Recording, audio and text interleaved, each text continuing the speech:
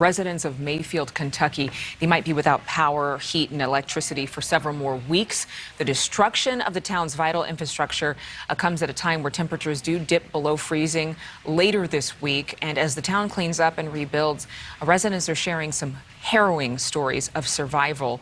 Ruta Shabazi is live now in Mayfield with the story of one woman who survived. This is despite being thrown into the woods while hiding inside of her bathtub, Ruta Bay. Yeah, Adrienne, good morning to all of you. If we give you a quick look around, I just want to give you the lay of the land quickly to show you where we are and the force of that tornado, the damage it left behind. And now I want to introduce you to Jasmine PARROTT. She is an amazing young woman, and we're actually going to crouch down because her leg is in a cast. She was injured in the tornado, thrown in her bathtub into the woods. So thank you so much for joining us today. We appreciate hearing your story. Tell us what happened. Tell us what you went through. You were alone in your apartment about 5 minutes from here. Yeah. So pretty much I was doing what I normally do, laying in bed watching TV. My mom and my sister called me and told me that I needed to get somewhere safe. So the only place that I could think of was the bathtub. That's where I went. I got down, covered my head. The power was going in and out, and then eventually it just went out completely. So I knew right then and there something was about to happen. I heard a loud noise. It sounded like a train. So then that's when it hit me, and that's whenever I guess my bathtub flipped over, and I just kept like rolling over. So you were rolling around? Yeah, I just was rolling. Yeah, I was literally just rolling around in the bathtub, and then eventually it threw me out. It threw me so far, like my car is in my living room. So I ended up in the woods. Whenever I woke up and finally got up, I was far away from my house. So, and then I made my way to my neighbors across from me. Their apartments didn't get hit. So were you just crawling because we saw the injuries on your leg? And they no, I was crawling whenever I dug myself out.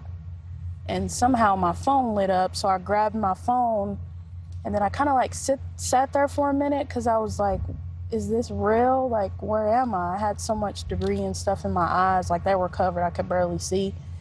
And then I walked through my living room, past my car, onto the sidewalk, and made it to my neighbors. What was going through your head in those moments? You know, sometimes when something like that happens, everything feels like it's in slow motion and it just slows down. You're kind of outside your body. Is that what it felt like? Yeah, I honestly thought that I was going to die. Like if my neighbor, because I didn't see anyone around.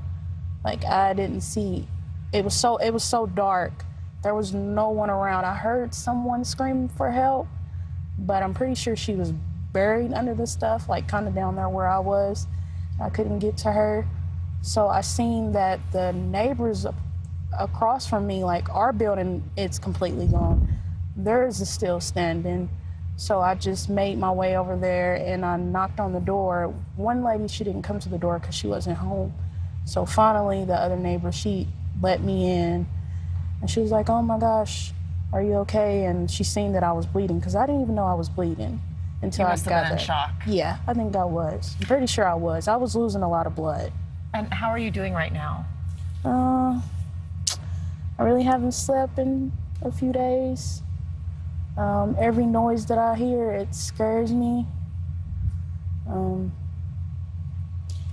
don't know.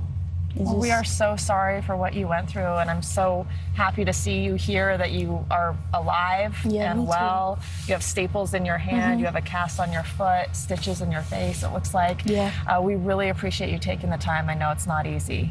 Thank you. Thank you. Adrienne? Oh, Ruta Bay, thank you so much for bringing us that interview. What a story. And again, thankful to be alive. Well, some experts. Thank you so much for watching. Make sure to click on the red subscribe button below so you can get more of NewsNation's fact-driven, unbiased coverage.